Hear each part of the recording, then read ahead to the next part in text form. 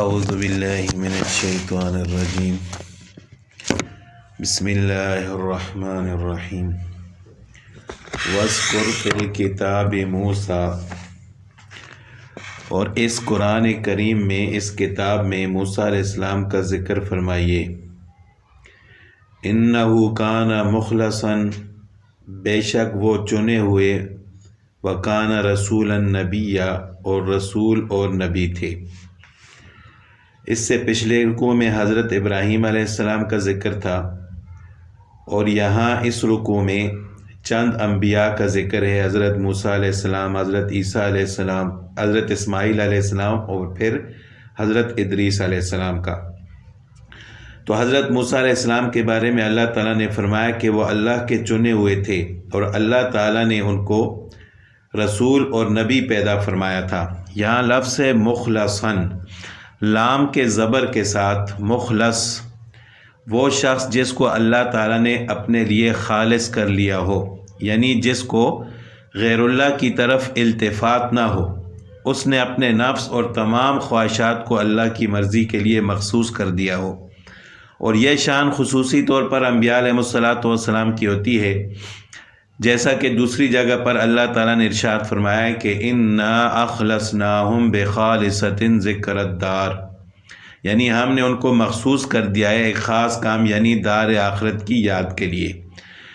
تو یہ مخلص، یہ وصف تو خاص طور پر انبیاء علیہ السلام کا ہے، لیکن انبیاء کی امتوں میں سے جو لوگ کاملین تھے، انبیاء علیہ السلام کے نقش قدم پر چلنے والے تھے، تو اللہ تعالیٰ نے ان کو بھی یہ مقام عطا فرمایا تھا، یا آج عطا فرمایا ہے۔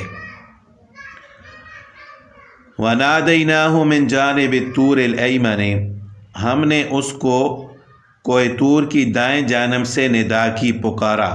وَقَرَّبْنَاهُ نَجِيًّا، اور رازگوئی کرتے ہوئے ہم نے اسے قریب کر لیا۔ جانب طور یہ مشہور پہاڑ ملک شام، مصر اور مدین کے درمیان واقع ہے، جس کو کوہ طور کہا جاتا ہے، اور آج بھی اسی نام سے مشہور ہے۔ اس پہاڑ کی بھی ایک خاص خصوصیت اور امتیاز ہے۔ ایمن، دائیں جانب، یہ طور کی دائیں جانب حضرت موسیٰ علیہ السلام کے اعتبار سے بتائی گئی ہے، کیونکہ وہ مدین سے چلے تھے، جب طور کے مقابل پہنچے تو طور ان کی دائیں جانب تھا۔ نجیہ کا معنی سرگوشی کرنا، اور خصوصی کلام کو مناجات، اور جس شخص سے ایسا کلام کیا جائے اس کو نجی کہا جاتا ہے۔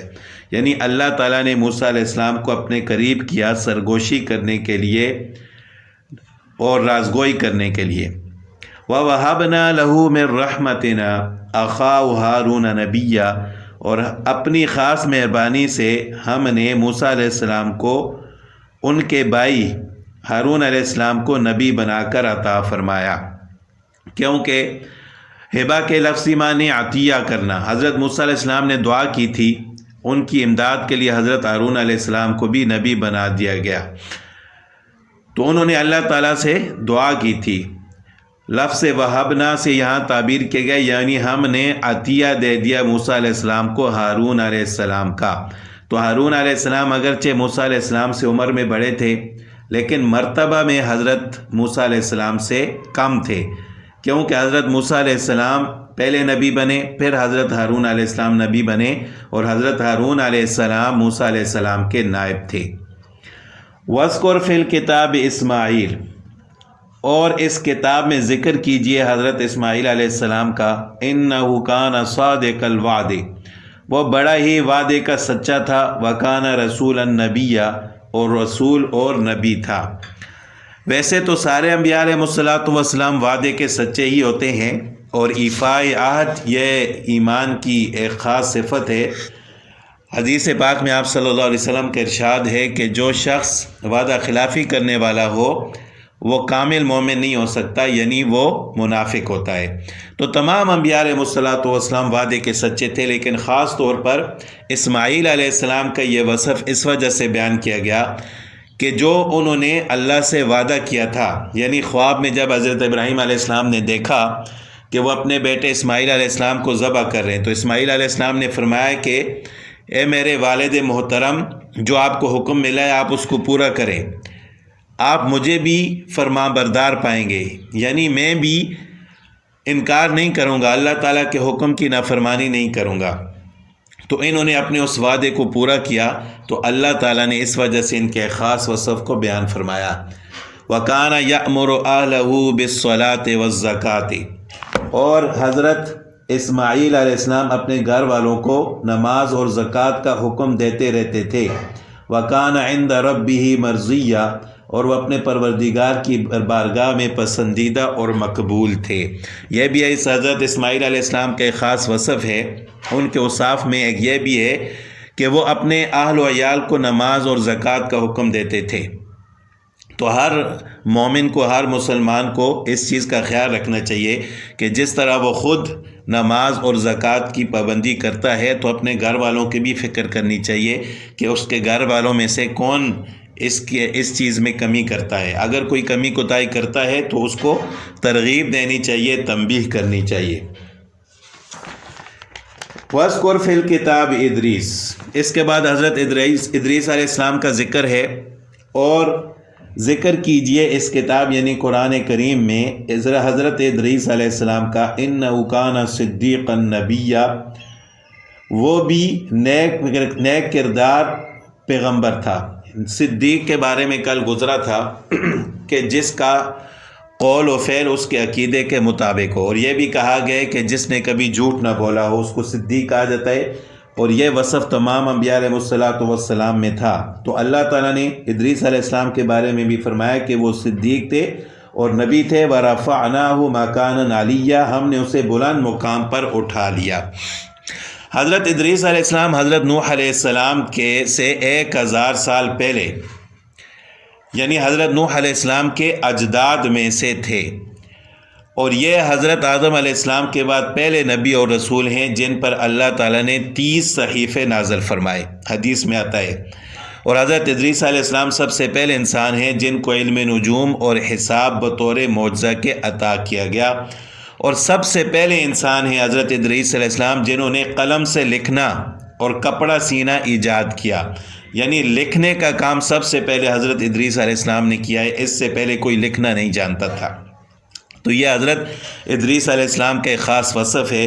وَرَفَعْنَاهُ مَكَانًا عَلِيًّا، ہم نے ادریس علیہ السلام کو مقام بلند پر اٹھا لیا۔ معنی یہ ہے کہ ان کو نبوت، رسالت اور قرب الہی کا خاص مقام عطا کیا گیا۔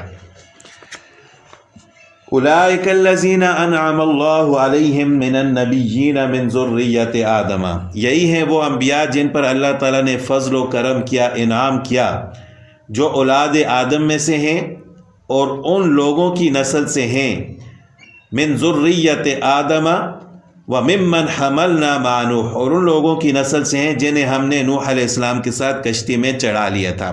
یہ واقعہ بھی تفصیل سے گزرا ہے۔ جو ایمان والے تھے وہ حضرت نوح علیہ السلام کے ساتھ کشتی میں سوار ہو گئے، اور باقیوں کو اللہ تعالیٰ نے غرق کر دیا پانی میں۔ تو یہ جو کشتی میں سوار ہوئے تھے انہی کی اولاد میں سے پھر کئی انبیاء علیہ السلام پیدا ہوئے۔ وَمِن ذُرِّيَّةِ ابراہیم و اسرائیل، اور اولاد ابراہیم اور یعقوب علیہ السلام ہیں۔ اسرائیل حضرت یعقوب علیہ السلام کا لقب ہے۔ حضرت یعقوب علیہ السلام کا لقب اسرائیل تھا، جس کا معنی ہے اللہ کا بندہ، عبد اللہ۔ وَمِمَّنْ هَدَيْنَا وَاجْتَبَيْنَا، اور ہماری طرف سے ہدایت یافتہ اور ہمارے پسندیدہ لوگوں میں سے ہیں۔ اِذَا تُتْلَى عَلَيْهِمْ آیَاتُ الرَّحْمَٰنِ، ان کے سامنے جب رحمان کی آیتوں کی تلاوت کی جاتی ہے، خَرُّوا سُجَّدًا وَبُكِيًّا، یہ سجدہ کرتے، روتے، گڑ گڑاتے گر پڑتے تھے۔ یہاں پر یہ سجدے والی آیت ہے، سننے والوں کو سجدہ کرنا چاہیے۔ تو اس سے مراد صرف حضرت ادریس علیہ السلام ہیں کہ اولئک الذین انعم اللہ علیہم من النبیین من ذریۃ آدم وممن حملنا مع نوح، اس سے مراد صرف حضرت ابراہیم علیہ السلام ہے۔ ومن ذریۃ ابراہیم، اس سے مراد حضرت اسماعیل علیہ السلام، حضرت اسحاق علیہ السلام اور یعقوب علیہ السلام ہے۔ تو آگے فرمایا کہ اذا تتلی علیہم آیات الرحمن خروا سجدا وبکیا، کہ انبیاء علیہ السلام کا یہ وصف تھا، یہ صفت تھی کہ جب ان کے سامنے رحمان کی آیات پڑھی جاتی تھیں تو وہ گڑ گڑاتے روتے ہوئے سجدے میں سجدے میں چلے جاتے تھے، سجدے میں اپنا سر جھکا دیتے تھے۔ تو اس سے معلوم ہوا کہ آیات قرآن کی تلاوت کے وقت آہستہ آواز سے رونا اور رونے کی کیفیت پیدا کرنا یہ بھی انبیاء علیہ الصلوۃ والسلام کی سنت ہے۔ فخلف من بعدہم خلف، پھر ان کے بعد ایسے ناخلف پیدا ہوئے، اضاعوا الصلاۃ، انہوں نے نماز ضائع کر دی، واتبعوا الشہوات، اور نفسانی خواہشاتوں کے پیچھے پڑ گئے، فسوف یلقون غیا، سو ان کا نقصان ان کے آگے آئے گا، یعنی ان قریب وہ اس کا نقصان دیکھ لیں گے۔ الا من آمن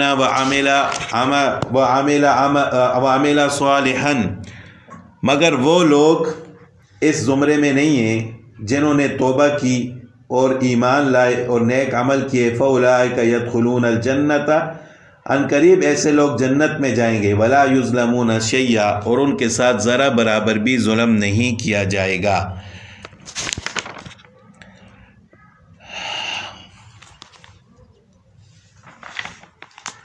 جنات عدن التی وعد الرحمن، ہمیشگی والی جنتوں میں جن کا وعدہ کیا ہے رحمان نے، عبادہ اپنے بندوں سے، بالغیب، غائبانہ، یعنی بغیر دیکھے، انہ کان وعدہ مأتیا، بے شک اس کا وعدہ آنے والا ہے۔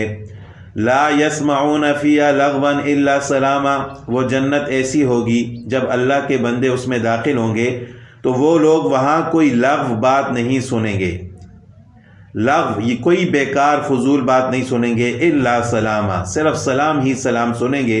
وَلَهُمْ رِزْقُهُمْ فِيهَا، ان کے لیے وہاں صبح و شام ان کا رزق ہوگا، بکرۃ وعشیہ، صبح و شام، یعنی صبح و شام وہاں ان کو رزق دیا جائے گا۔ اب جنت میں یہ نظام شمسی طلوع اور غروب، دن اور رات تو نہیں ہوں گے، ایک قسم کی روشنی ہوگی ہر وقت، مگر رات اور دن اور صبح و شام کے امتیازات کسی خاص اندازے سے ہوں گے، یعنی یہ دنیا کا نظام تو وہاں نہیں ہوگا، لیکن اللہ تعالیٰ ایک خاص نظام وہاں پیدا فرما دیں گے، اسی صبح و شام میں اہل جنت کا رزق ان کو پہنچے گا۔ یہ تو ظاہر ہے کہ اہل جنت کو جس وقت جس چیز کی خواہش ہوگی وہ اسی وقت بلا تاخیر پوری کر دی جائے گی۔ اللہ تعالیٰ کا ارشاد ہے وَلَهُمْ مَا يَشْتَهُونَ، اعلان عام ہے۔ پھر صبح و شام کی تخصیص اس وجہ سے کی کہ انسان کی عادت اور فطرت ہے کہ دنیا میں جس طرح وہ صبح و شام کھاتا ہے تو وہاں بھی اللہ تعالیٰ اسی اعتبار سے اس کو رزق عطا فرمائیں گے۔ تِلْكَ الْجَنَّةُ الَّتِي نُورِثُ مِنْ عِبَادِنَا، یہ ہے وہ جنت جس کا وارث ہم اپنے بندوں میں سے ان کو بنائیں گے، مَنْ كَانَ تَقِيًّا، جو متقی ہوں گے، جو تقوی اختیار کرنے والے ہوں گے۔ وَمَا نَتَنَزَّلُ إِلَّا بِأَمْرِ رَبِّكَ، ہم بغیر تیرے رب کے حکم کے نہیں اتر سکتے، یعنی فرشتے کہتے ہیں کہ ہم آپ کے رب کے حکم کے بغیر نہیں اتر سکتے۔ لَهُ مَا بَيْنَ أَيْدِينَا، سب کچھ اسی کا ہے جو ہمارے سامنے ہے، وَمَا خَلْفَنَا، اور جو کچھ ہمارے پیچھے ہے، وَمَا بَيْنَ ذَلِكَ، اور ان کے درمیان کی جتنی بھی چیزیں ہیں وہ سب اسی کی ہیں۔ وَمَا كَانَ رَبُّكَ نَسِيًّا، اور آپ کا پروردگار بھولنے والا نہیں ہے۔ رب السماوات والارض، وہ ایسا رب ہے جو زمین و آسمان کا رب ہے، وما بینہما، اور جو کچھ ان کے درمیان ہے، یعنی زمین و آسمان کے درمیان جتنی بھی مخلوقات ہیں ان سب کا رب اللہ تعالیٰ ہے۔ فاعبدہ، جب ہر چیز کا رب وہ ہے تو پھر اسی کی عبادت کرو، واصطبر لعبادتہ، اور اسی کی عبادت پر جم جاؤ۔ یہاں صبر کا مطلب یہ ہے کہ عبادت کرو اور اس کی عبادت پر جم جاؤ، یعنی استقامت اختیار کرو، موت تک اسی کی عبادت کرتے رہو۔ هل تعلم له سمیہ، کیا تیرے علم میں اس کا ہم نام، اس کا کوئی ہم پلا ہے؟ یعنی نہیں ہے اس کا ہم پلا کوئی، اس کا ہم نام، وہ واحد ہے، وحدہ لا شریک ہے، لہذا اسی کی عبادت کرنی چاہیے۔